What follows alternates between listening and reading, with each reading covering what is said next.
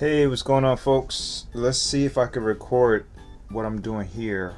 Let's get rid of the display capture, maximize the screen real quick so y'all folks can see. We're on OBS, and as you can see in the background, it looks very dark, not really that great. I'm gonna work on my green screen real quick and I'm gonna put it up.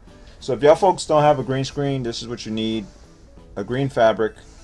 You probably can't see it that well because my lights are not on, so I'm gonna put my lights on so y'all folks can see that, and put on more lights.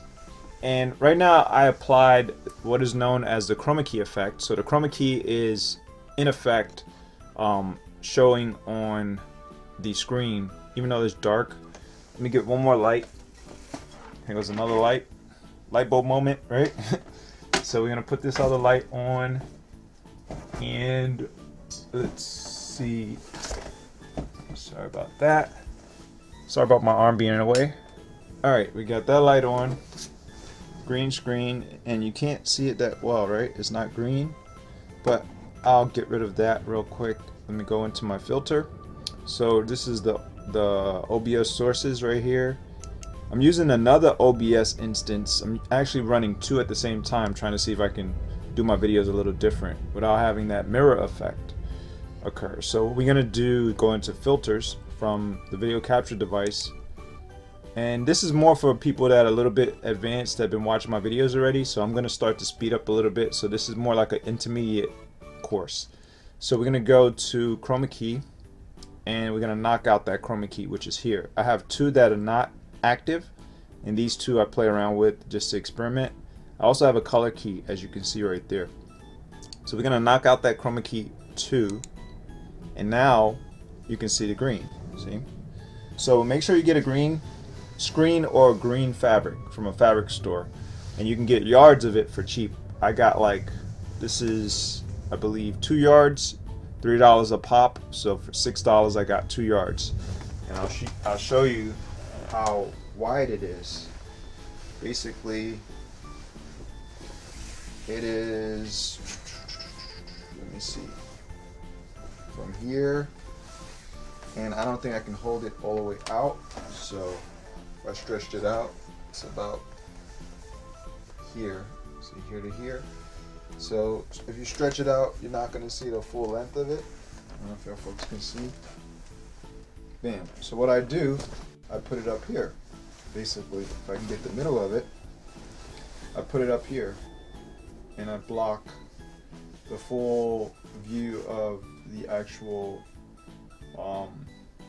I guess, camera position, and I stick it to the wall. So what I'm doing, I use these little pin, not pins, but they were like some random metals that I found in the room, like maybe like a bobby pin or whatever, but actually a little bit softer than a bobby pin, and I put it at the end of each side, and then I put a tack in the wall or nail. I'm gonna put it on the wall. So very simple setup. That's what I do every day. Very cost effective. Didn't cost me that much money, like I said, $6 just for this, and you can have a professional looking studio very quick using OBS. So there you go with that. Then I got my chair here. Make sure I take off the clothes off the chair so I don't have anything in the background affecting my video. And I move my light up a little bit. Here goes the kind of light I got. Very easy lighting you can get from Walmart, and just post that on the side of my computer. And that light bulb y'all folks saw, which I'll bring it right back. This is behind my computer.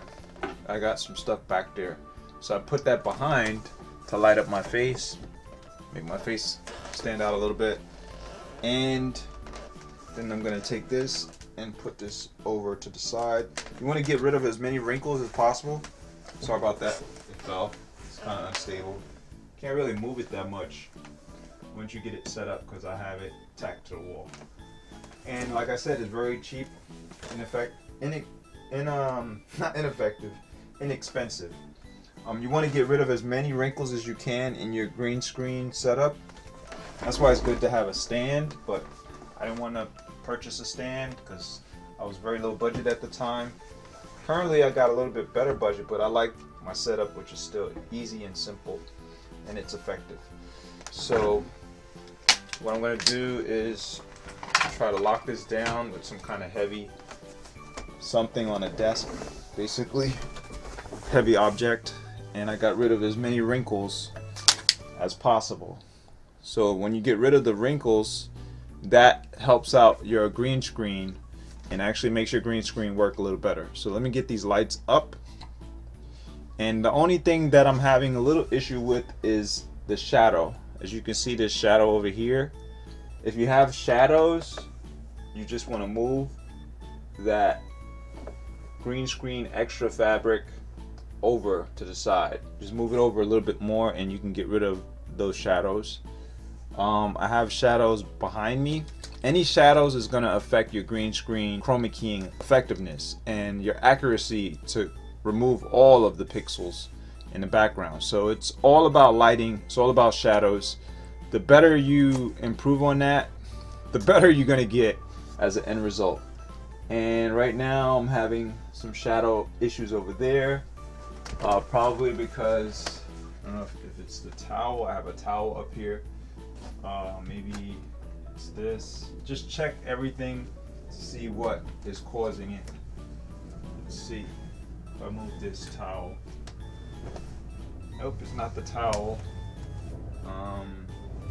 Not really sure what that is. It's probably behind, which is the, I have a window. So it's probably the window behind back there. Make sure behind the actual green screen there's no light area. Nothing lit up like natural light or whatever, because that's going to affect what comes through the screen if you don't have a background that's holding it. Like if you don't put your green screen on a wall area and you have like the ability for light to go through, make sure the background behind it there's no light. So I'm going to have to go over there and knock out some of that light. Once you knock out all the light, you should be good. So let me do that real quick. Actually, I'm going to try to crawl under this because I have it set up really good. So let's crawl under here and I'll be right back. Actually, I got a call. Hold on one second. Hello? Oh, how you doing? Alright folks, so I do apologize for that little glitch, the phone call and everything. You know how life is, sometimes things happen.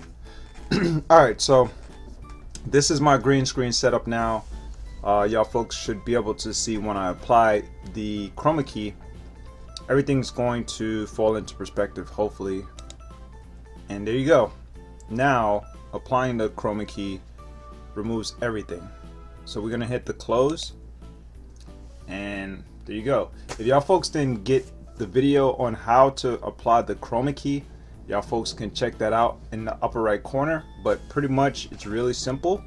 You go to your video capture device, you right click off of your video capture device and then click filters. And say all this was blank, you just click the plus in the bottom right corner and then you click chroma key. And then obviously I'm gonna have to name it something different from what I already have on the screen, so let's call it chroma key 3. Say that was a brand new one, it will be defaulted to just chroma key.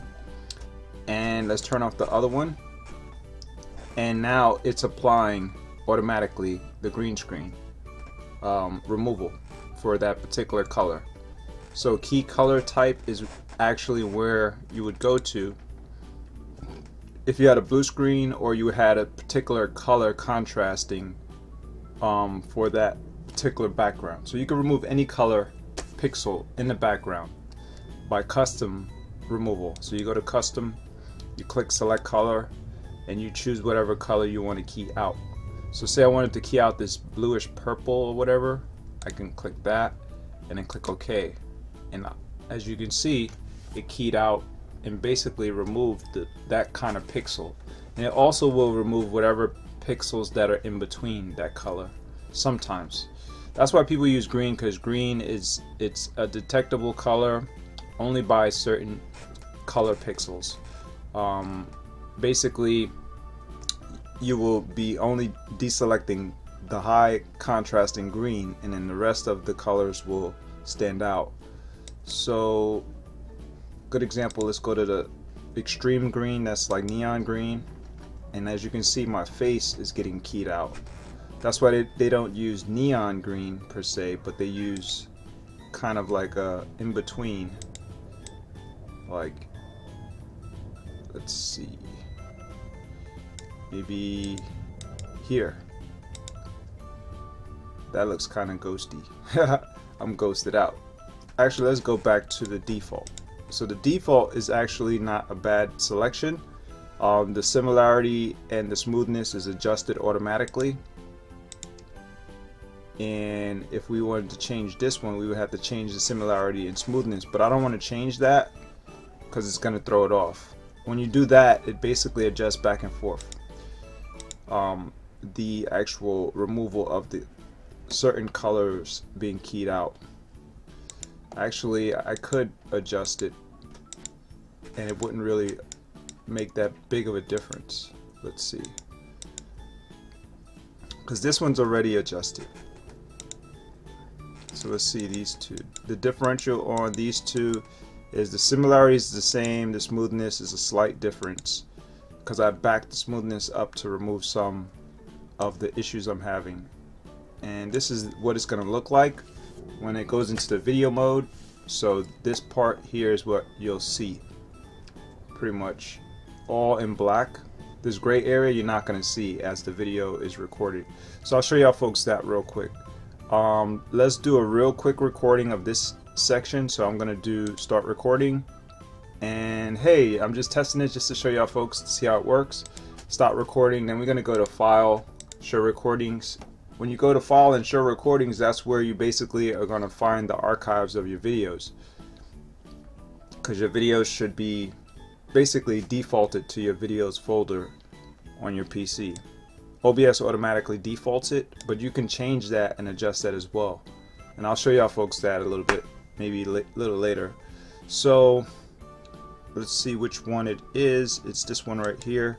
This one's actually currently being recorded, so it's not going to actually come up. And this one, because it's on my other instance of OBS, which is basically this one right here that's recording currently. So the current recording video will not show up until you hit stop recording. So this is the one here. Let's play it back off of Microsoft Movie whatever, or Windows Media Player or something like that, whatever. So let's click that. I was trying to say Microsoft Movie Maker, but let's see. Hey, I'm just testing it just to show y'all folks to see how it works. See, so that's basically how the video will come out after you click record, and all that black area is what's going to show up. So alright, now we're done with that. Say we want to get a unique background in there. Now that we remove the background, all we got to do is overlay or underlay differing sources on top of each other. So let's click close. So let's go to an image. Say I wanted to use this image, which I already put an image in there, and now I'm in a different background, unique background. So that's basically how it works. But overlay, underlay is really easy as well. All you got to do is drag and drop the differing sources over one over the other in hierarchy order. So in a higher level, the one that's on the top is basically going to overlay the one that's on the bottom, and that's how it works in the hierarchy that you have for your sources.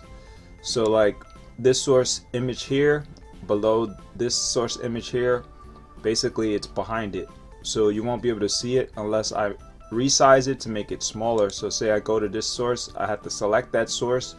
When you select it, it highlights in red with these little tick marks or circles, and then you can bring out the other background behind it. See that? So this background image behind it, I just now turned it off, turned it on, whatever. That image basically is the one that I chose to put in behind it. So if I want to put it in front, now it's basically superimposed on top or overlaid on top of that one, but still behind mine. So you have to look at the hierarchy in which you want your actual images or backgrounds to show, as well as slash sources. So whatever type of sources, you can have a slideshow do that as well. And I just now put a slideshow on top, and now I have like a rim and edge on the side, not the sides, but the top and the bottom. It would actually show on the sides too. See, you see on the sides, you have a rim of the previous background. If you don't want that to happen like that, you can drag that actual slideshow out from the corners until all of your images actually fit. You can slide it widthwise if you wanted to, and now you can have a more of a slideshow background, which is pretty cool because it changes the perspective of the viewer. The viewer will see something different every time. You can lower yourself in size, just bring yourself down and reposition yourself so that way it's not standing in the way of all the content that you're trying to pretty much talk about, feature, or whatever. See, this one is still not sized right or within the good length or position, so you can scroll down and then pull up and pull out, pull up and pull out until that basically covers everything. So that's basically it. Let me reposition this one, pull it up a little bit. That's basically it on improving and enhancing the quality of your actual videos using OBS. It's really not that hard. You just have to have the right equipment set up. Definitely, as a review, you need to have the green screen behind you. So let's rewind and start shutting these off. So click the little tiny eye, get rid of those backgrounds. So now I'm in the all black background, right? Let's get rid of the chroma key. I'll talk more about that. This is the properties for the actual video camera, web camera source. You just double click it with the left click mouse button to activate, or you could right click and go to properties, which is at the bottom here. It does the same exact thing pretty much. So let's right click, go to filters. When you right click, go to filters. As a review, it basically brings up the filters for the video capture device, and then you can go in and then play with effect filters. You can also add audio/video filters. So say you wanted to filter in or out audio, you go to hit plus and you can add compressor, gain, noise gate, noise suppression, VST plugins. If you added VST plugins to your actual PC and to the files on OBS, which basically will bring it in. I have a video on that, I believe. I'll have to check in my archives, but I'll put it in a video's description area if your folks want to get to that video. But you could most definitely type onto YouTube or Google search OBS VST plugin how to, and there's a ton of creators out there. And also I have a playlist that I created for audio, for the OBS studio audio side, I believe. And if I didn't, I'll create a separate archive for that for the future for folks who are looking for it. And so that way you can enhance your audio quality so your videos can sound a lot better and not have all kinds of noise, maybe noise from your computer or noise from the background in your home or whatever, wherever you're at. A lot of excess noise in the background can screw up the quality of the audio. So there you go with that. And yeah, so reviewing with the chroma key, basically this is where it starts at, getting that green screen, and you can remove all that clutter in your environment that you're in and work on enhancing the quality of your videos. That's basically it. Audio, video, audio, visual, basically. And work on some makeup if you need makeup for blemishes and stuff like that. Obviously work on, if you want to beautify your hair, obviously. Me, this is how beautiful I want my hair to look, but it's up to you how you want your hair to look.